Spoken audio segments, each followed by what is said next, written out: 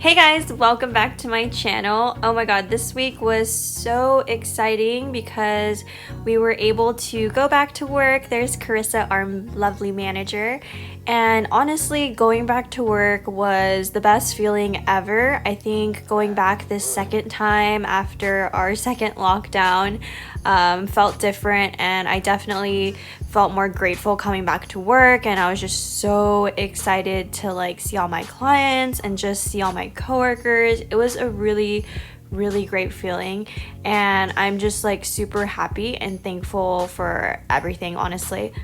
So for this week's video, I'm super excited to show you guys some hair transformations that I was able to do this past week. In this week's video specifically, I'm going to be showcasing some transformations that I've done on longer dark hair. So my first client here, she had a ton of hair. It was long, thick, she had a lot of it, and it had slight wavy texture. So this client here was wanting to go more overall gray, so I decided to go in and just foil her back to back with no space in between. I ended up first foiling and weaving her, doing a chunky highlight towards the bottom because I wanted it to be as solid as possible. And then when she comes back in for her second session, I will be picking up the pieces that I left out during this session since she was pretty much virgin all over. And this just makes it easier for me whenever a client wants to go more solid, because I feel like when you're weaving, it's a little bit quicker than teasing and picking up and hand painting. So I prefer this method when a client wants to be more of a solid color or a solid balayage, just for the sake of time. And then I know you might be wondering, why are you doing such a chunky weave? And it might look funny, but for me, the way that I tone, I always make sure that I do a darker toner at the root so that these chunky highlights are blended in with their natural when doing this technique. And then my next client here also had super long hair. She also had a lot of it. I feel like she probably had enough hair for maybe 3 or 4 people. But she was wanting to get another balayage, and she wanted to be more of an ashy brown. So I went in and balayaged her, again doing chunky weaves toward the bottom. During this bottom section, I used Pulpriot's Blonde AF. I started with 10 volt and then I worked my way all the way up to 30 when I got towards the top and the front. But in the back here, I left a little bit of space in between my foils. I wanted this back piece to be pretty dimensional. And then as I worked my way towards the top and the front, I left less hair in between each section so that she could feel more lightness around her face and hairline. And the reason why I opted to do more of a chunky highlight towards the bottom was so that she could see more chunks of color. I feel like when you take smaller weaves on the bottom sections of the hair, it can get a little bit lost and look a little bit two-dimensional. So for me, as my preference, I like to do chunkier weaves because you'll see more lightness compared to the darkness of the hair, and it will appear overall a little bit more solid and more blonde. So she had a lot of hair, and I believe this probably took me maybe an hour and a half, probably more closer to 2 hours to foil her. So here, by the time I was done with the front, her back was definitely finished, those first foils that I had done. So I'm just pulling them out and ready to rinse these, and then I will let the rest process under the dryer for a bit. And here you can see that she lifted to a nice level 9, I would say. And this is taking thin sections with these weaves as well to get maximum amount of lift. So once all her foils were done, I was ready to tone her. So I went ahead and mixed up for her base. I mixed up from Pulpriot's New Liquid Demis. I did a 603 with 703 for the root shade. And then for the mids and ends, I mixed up 90, 92, and a 903. And when I tone my client's hair, I like to make sure that I'm toning the hairline last to make sure that this is the brightest section. And I will take about an inch away from the hairline when taking this section.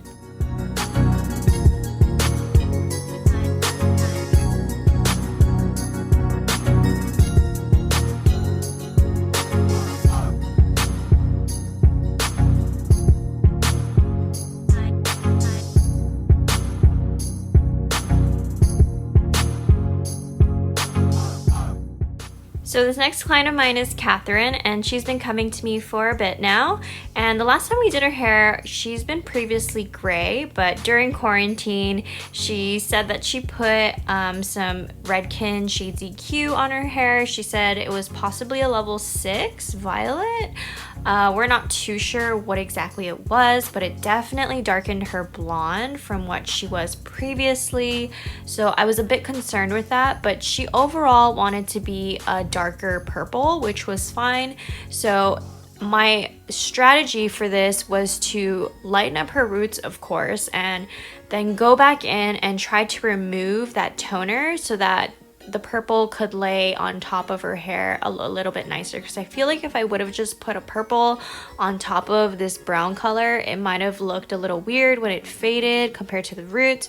So that's why I went ahead and decided to take an extra step to try to remove some of this toner that she had put on. So as I'm retouching her balayage, I'm doing what I normally would do for a typical balayage of mine, doing a chunky weave towards the back and bottom of her hair.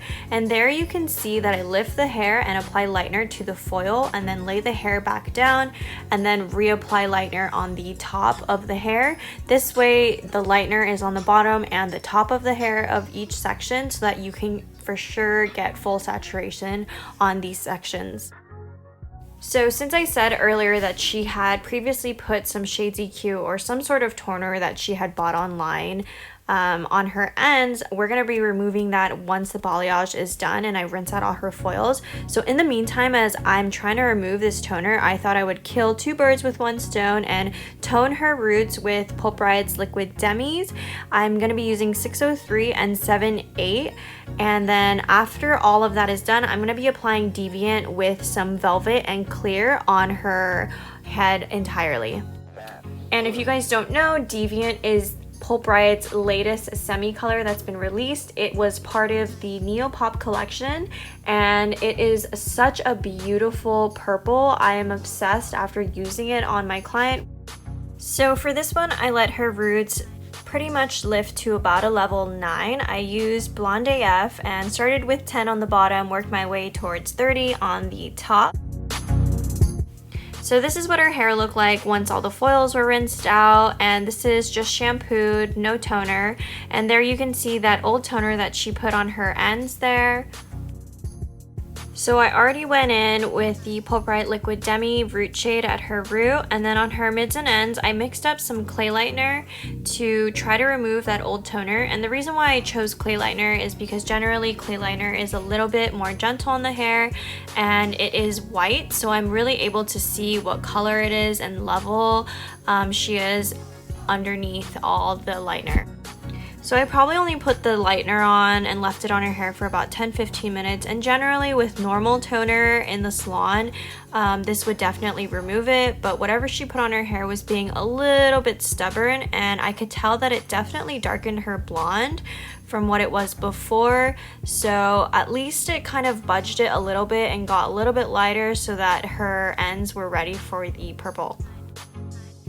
And for her purple mix, it was mostly Deviant and a little velvet and some clear. And this was her hair after I had shampooed out the demi at her root and the lightener on her ends. And there you can see her ends are a bit more coppery, and I feel like that color that she put on her hair definitely stained her blonde because she was a lot blonder than this before.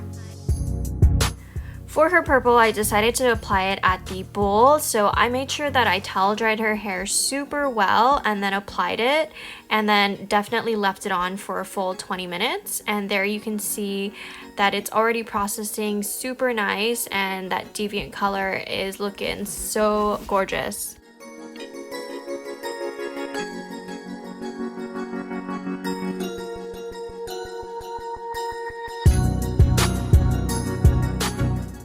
As always, thank you guys so much for watching and tuning in to this week's hair transformations. If you are new to my channel, don't forget to like and subscribe, and I will talk to you guys next week.